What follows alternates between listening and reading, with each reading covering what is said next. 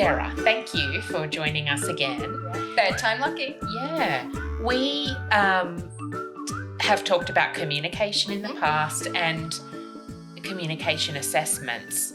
One of the common recommendations, I think, in an assessment is to use some visual supports for home or for school. And I know that I recommend those too in my assessments sometimes.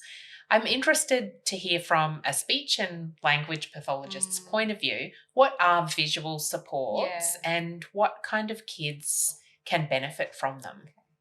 So visual supports come under a banner that speech pathologists call alternative and augmentative communication. So either using pictures as a complete alternative to speaking because kids are not using any words yet, or as an adjunct, so to just encourage a little bit more communication or encourage some more comprehension. Now, I actually use visuals for all of the kids that I work with at different levels. And even if you think about yourself, we all use visuals to support what we're doing. I have a diary. I still actually have one that I write in. So do but I do hold a diary on my phone, but I also hold a diary on the computer and a diary. I write shopping lists. I write little notes to my children to remind them to do stuff in the morning. I know lots of people use like chore charts or daily things that their kids need to get done. So we're using visuals anyway as a natural part of our life, and that really does help lots of people to just get themselves organised. So again, it's exactly the same for kids, but we just do it in a more kid-friendly way.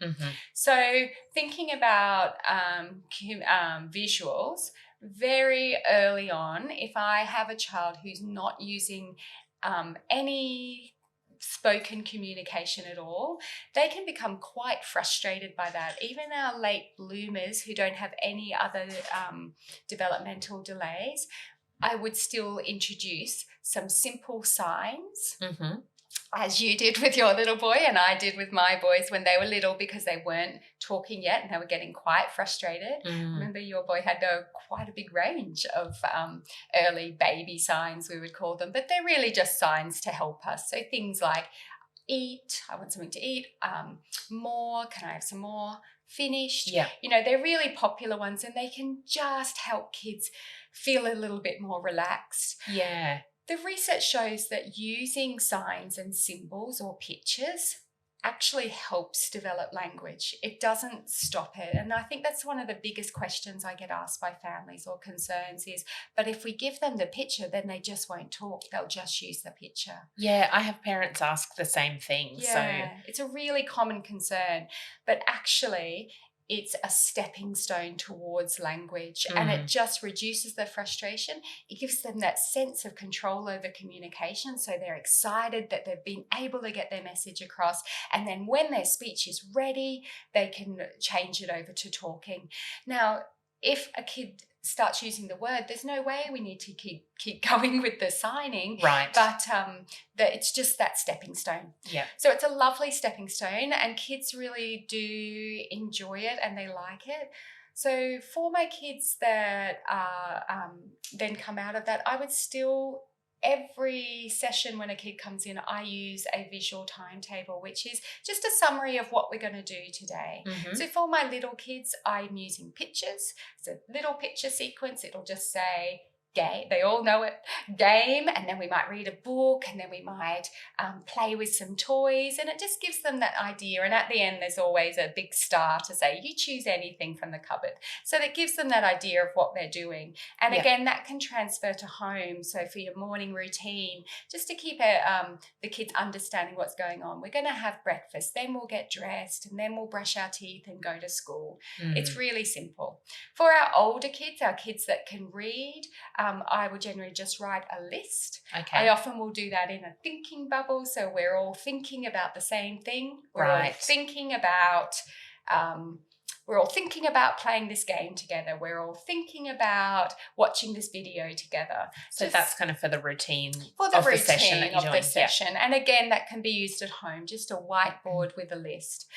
And then I have my children that are really taking quite some time to learn to talk, or the words they're saying are quite repetitive and they just say the same things over and over, the same types of words around the same theme. Right. And then I would look at using a communication board for expressive language rather than that comprehension, like a visual schedule gives you that, what are we doing? This is, what can I say? Right. So I would use a communication board that's as flexible as I can. So it still gives them lots of options to say things. I should have brought one in today, shouldn't I? So I could hold it up.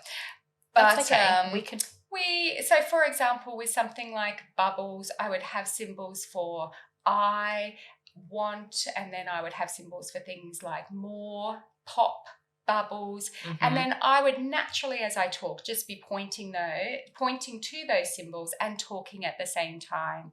And then the child has the option, because I'm going to wait and see what happens, that they might point to a picture and they get that burst of explosive, I've just said bubbles. Yeah, and great. It's a really lovely moment when they are able to use different words or use words for the first time by pointing. Yeah, so you're kind of modelling it as well as then giving them the opportunity to... Yeah, so when I introduce symbols, if you think about how we talked about normal communication development, we spend a whole year talking to our children using spoken language, and we're not expecting them to say anything at all. Right. So it's important to say that's exactly the same with introducing an alternative system. We need to show them and model it, and they need to have lots of time to get used to that idea, right, and see it in lots of different environments before we are expecting them to use it. So I think the people just think, oh, well, here it is, use it now. But actually we have to do that foundation like we did with typical children. They need exposure. They need to see mum use it. They need to see dad use it. They need to see grandparents, school, whatever's happening. If everybody's using it, then it really starts making sense as a language for them. Yeah, that's really interesting. I had thought about it before in terms of that it takes time to learn a new skill, but I hadn't really compared it to just how long we do talk to kids before they start to talk. Sometimes 2 years. Yeah. And often the kids that are using those symbol boards, particularly our older children, they have had some developmental differences that are going to make it trickier for them. So they might even need more time. And it's okay. Yeah. It's okay. We just need to be consistently modelling it for them, and then giving them a chance to say what they want to say. Right. If they've got the opportunity, you'd be surprised at how many kids will come out with something. It really is a special moment when they go. I bet. Yeah. Actually, you mentioned before that my son was one who used a bit of that baby sign as well. And you mentioned how, a couple of the benefits, I think, from kids using these different ways of communicating. And I think one thing extra to add is that there is a lot of power in that, being able to say something for the first time. So I remember for him it was that he wanted a drink. So very frustrated, like most toddlers are, and then eventually did sign drink. And I said, oh, you want a drink? I gave it to him. So there's that power in being able to get what you want through the communication is also really... And their little eyes are just like, yes. Yeah. So I think, because you mentioned that, sometimes families are concerned about using alternatives like the signing or visuals because their kids might not learn to talk. But I think that this is an example that shows the power that can come from being able to communicate, then just kind of motivates kids to continue on with that development, because it's such a functional thing to be able to ask for what you want and get it. Yeah, absolutely. And I think too, the way that communication boards work now is they're not just labeling. And I think that lacked engagement the way we used to back when I was first a speech pathologist. give a bank of words that were usually nouns or naming words, and it just wasn't as motivating as symbols like uh-oh or wow, or because they're the typical development of language, and kids love those words. Yeah. Oops. Yeah. Oh, I made a mistake. They're the words that motivate kids. Yeah. To say things. So they're really nice. I guess outside of visual timetables or lists for comprehension, and then communication boards or signs for expression. We do use lots of other types of visuals for kids, such as choice boards. So, what do you want to do? Here's a choice. They can't say the word, so let's show them 2 or 3 or 4 pictures, or for some kids 10 pictures. Yeah. Whatever they're ready for. You make a choice. Kids love making the choice of what they want to do. We use things like information or social stories. They can be a visual as well. So they're just giving the child information about what's going on, or giving them some information to support their social understanding. So they're really useful for our older kids who are struggling in a particular situation.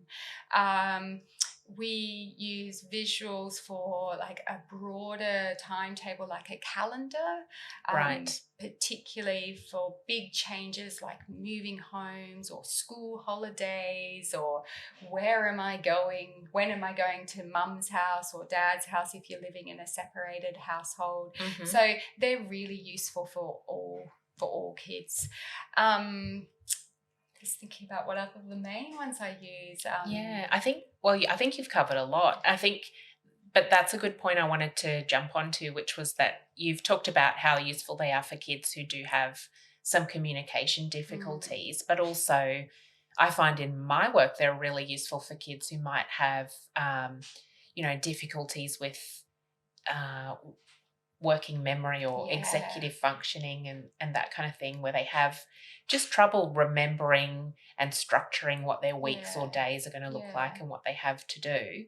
The other group of kids it can be really helpful for is those who have anxiety as well, because I think when you have something visual to refer to, it takes away the question or the uncertainty about it for some kids. And I think you've told me this before too, but it's kind of the words we use then kind of disappear for kids, whereas when there's a visual there, the kids can go back to it. So often anxious kids ask a lot of questions about what's happening. So as a parent, if you can just say, take a deep breath. It's check your schedule, darling. It can be. It'll be okay. Yeah. It is a great other alternative to presenting information. I think so. I use it for holidays a lot. Trips and I away. think, when you're thinking about visuals, you can use picture symbols, or you can just use photographs. I mean, I often say to families, because their child's distressed about where they're going, because they know routes to certain places and they don't know which route they're going on, just take a photo of the place you're going, give it to them. They hold it in the back of the car, and they know exactly where they're going. And it's reassuring for kids, because again, like you just said, if you say the word, we're going to the shops, and that's gone, but if they're holding that picture of their favourite shop that they're going to, it just can calm. Yeah. So it's a really lovely strategy. Sure, great. Yeah. So one thing I get asked about a lot by parents is how they can do this. They don't know. So if for example, we're talking about maybe one of the more simple versions of it, you've got a child who maybe has some trouble paying attention or is a bit nervous, and you want to do like a schedule of their week. Can parents kind of do that at home? Yeah, look, I think it's a really simple thing. Even if you just Google visual timetables, there are lots of online things that can help you, assist you to make those things. You can buy those things, or you can just print it off Google Images or photos. I think when it's just a simple thing like that, families can do that at home. I think if it's more complex, it really would be much better to come and see someone like a psychologist or a speech pathologist or an occupational therapist, and they can just guide you through the process just to make sure that the types of symbols or pictures that you're using are going to support that child in the best way, because there are some decisions to make about how much information you're giving a child. Overloading a child, the types of pictures they understand or symbols they understand. So if it's someone that is typically developing with anxiety, I feel like that's something that you could do yourself. Although if you have anxiety to that level, I'd probably be getting some advice from a psychologist anyway. So I guess have a go, but if you feel like you're unsure, it doesn't hurt to go and get a consultation with someone just to help guide you. Yep, sure. That sounds good. I think so where you're unsure of the level of understanding of your child or their ability, it's definitely worth talking with someone about. There are, like you said, lots of places where you can get chore charts and things like that. So one that I've used a lot is by a local company called Mission Magnets, and they have a range of different things like school activities and stuff, little magnets that you can put up on a board for. And Leanne is the most organised person. Well, in the world.